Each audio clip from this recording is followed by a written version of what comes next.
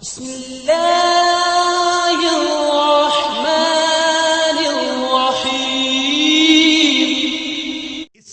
নাটক করা সম্পূর্ণ হারাম। অভিনয়ের মাধ্যমে মানুষকে কি দেওয়া হচ্ছে? ধোঁকা দেওয়া হচ্ছে। আল্লাহর নবীর চরিত্র অভিনয় করতে নাউজুবিল্লাহ। আপনি অভিনয় করার মাধ্যমে আম্বিয়া আলাইহিস সালাম নবীদেরকে আপনি কলঙ্কিত করছেন। এখন আবার মহিলারা বাচ্চাদেরকে শয়তান দেখায়া খাবার খাওয়ায়। এখন তো বিজ্ঞানের যুগ, এখন তো গুগল পীরের যুগ। গুগলে সার্চ করেন অভিনয় মানে কি। অভিনয় মানে হলো মানুষের সাথে প্লেটিক উইথ, প্রতারণা করা, ভান করা, ছল করা, এটাকে কি বলা হয়? অভিনয় বলে। এখন কোন মানুষের সাথে অভিনয় করাটা হালাল না হারাম? নবীজি বলেছেন সুনানে তিরমিজিতে, আল খাবি ফালাইসা মিন্নি, যে ব্যক্তি মানুষকে ধোঁকা দেয় সে আমার উম্মত বলে পরিগণিত হয় না। অভিনয়ের মাধ্যমে মানুষকে কি দেওয়া হচ্ছে? ধোঁকা দেওয়া হচ্ছে। কাজেই এই সমস্ত ইসলামের নামে যারা নাটক তৈরি করেছেন, আপনাদের অনেক সালাফিরা এটাকে হালাল হালাল বলে ফতোয়া দিয়ে বেড়াচ্ছে। কেননা এই অভিনয় দুইটি কারণে হারাম। বিন বাজ বলেছেন, একটি হলো লাহু আর আরেকটি হলো লাইব।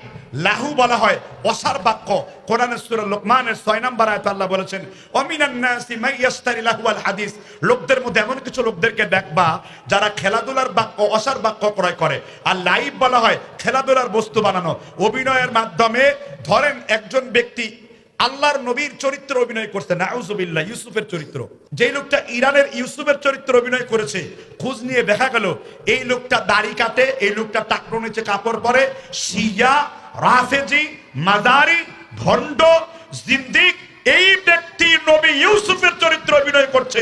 তার মানে আপনি অভিনয় করার মাধ্যমে আম্বিয়া আলাইহিস সালাম নবীদেরকে আপনি কলঙ্কিত করছেন। ঠিক না? ঠিক জোরে বলেন। আবার এগুলাকে দিয়েছে শিক্ষামূলক অনুষ্ঠান। অভিনয় আরেকটা কারণে হারাম।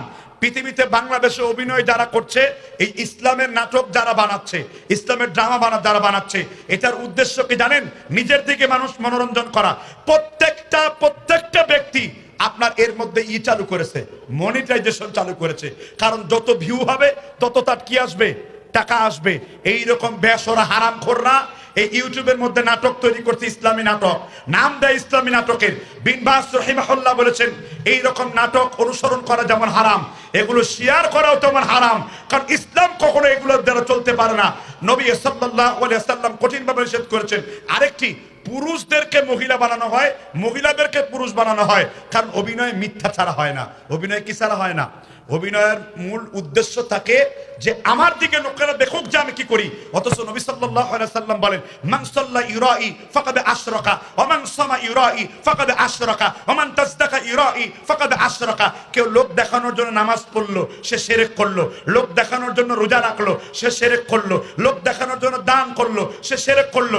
অভিনয়ের মাধ্যমে নিজে কিভাবে চলছি ফিরছি ইত্যাদি বিষয়ে খেয়াল থাকে, ইসলামের বিষয়ে খেয়াল থাকে না।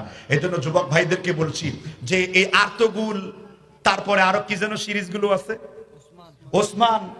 তখন ওসমান খলিফার মধ্যে ইউরোপ কান্ট্রিগুলোর মধ্যে বিয়ে হয়, ওই রকম ড্রেস আপ হয়। জামাই দেখে ওসমান সেজে, অটোমান সাম্রাজ্য সেজে বসে আছে।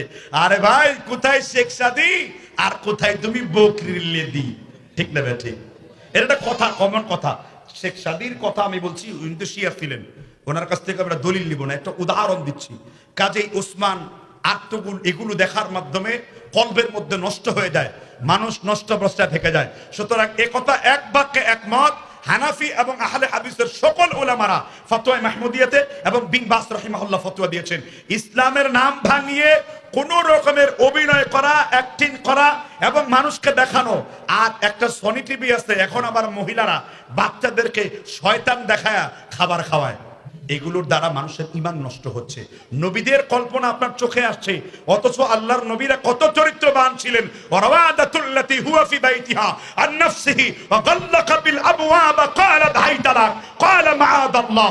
জুলাইখা তার প্রতি গভীর প্রেমাসক্ত ছিল, ইউসুফ সেদিকে যায় নাই। কাজেই আমি আপনাদের উদ্দেশ্যে বলবো, আপনারা সতর্ক হয়ে যান। যারা সালাফি নাম দিয়ে ইসলামী ভিডিও তৈরি করেন, এটার আপত্তি নাই, কিন্তু ইসলামী কন্টেন্ট তৈরি করেন আপত্তি নাই, এটা সদকা জারিয়ার সওয়াব পাবেন। কিন্তু ইসলামী নাটক বানাবেন, নাটকের নামে অঙ্গভঙ্গি করবেন, অশ্লীলতা করবেন, এগুলো শরীয়ত কখনো বৈধতা দেয় নাই। কাজে আমরা এগুলো থেকে সম্পূর্ণ বেঁচে থাকবো। রাজি আছেন তো সবাই? আল্লাহ আমাদের কবুল করেন, বলেন আমিন।